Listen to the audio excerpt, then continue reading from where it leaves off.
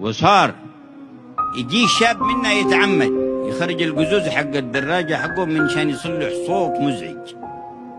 ما شاء الله عليك، نفعت من؟ وانت استفدت ايش؟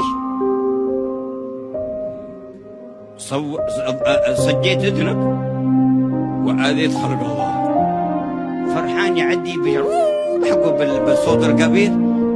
كم من مريض يتأذى منه، مصلي في بيت في دكان يتأذى منه، الناس في امر متذاكرين بينهم وبين الصوت هذا يزعجهم.